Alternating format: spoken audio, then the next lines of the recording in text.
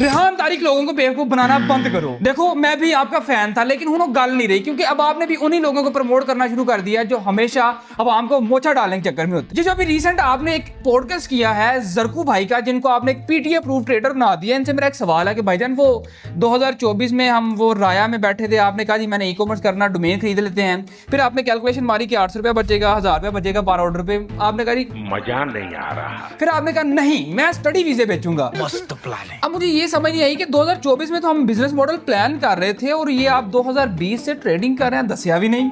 बड़े खतरनाक लोग हैं। अब एक बात मैं यहाँ पे पब्लिकली बोलता हूँ कि अगर ये जरकू भाई अपनी 2020 से ट्रेडिंग हिस्ट्री दिखा दे तो मैं अपने सारे सोशल मीडिया डिलीट करके माफी मांगूंगा। और फिर आपने एक चीज नोट की होगी कि जब भी मार्केट में कोई नई चीज आती है ना तो एक बंदा आपको कहीं ना कहीं बैठा हुआ जरूर नजर आता है।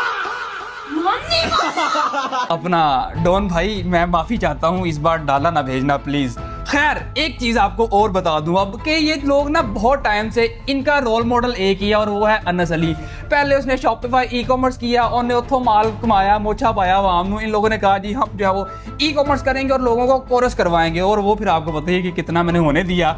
उसके बाद अब वो जिनका रोल मॉडल है वो तुम पता ट्रेडिंग के मोछा पा के आगे चला गया, तो उन्होंने कहा क्यों ना हम भी ये करें। वैसे एक बात बोलूँ आप सबको, मतलब ठीक है अवाम को तो बेवकूफ आपने बनाना ही है, और यार कटो कट स्कीम थे अपनी लै वो।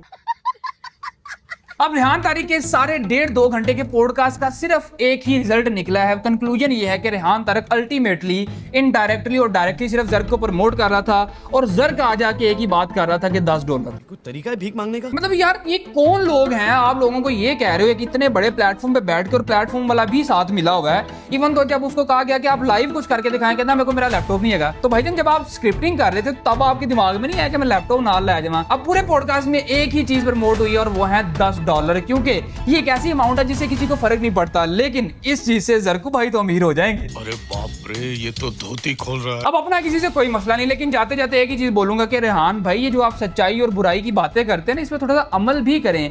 शुरू में आपने जरूर किया, लेकिन अब जो है वो आप एक ही चीज बन के रह गए हैं, और वो ये है कि आप रजब भट्ट के प्रमोटर बन के रह गए हैं। ठीक है, पतलू से आपको बड़े मसले हैं, लेकिन दूसरी साइड पे एक बंदा फैमिली व्लॉगर भी तो है, उसके 100 मामला था, उन चीजों में आपकी कोई ऑब्जेक्शन नहीं है। बहरहाल मैनू पता है इस गल का, व्यूज कमीशन चंगा फिर।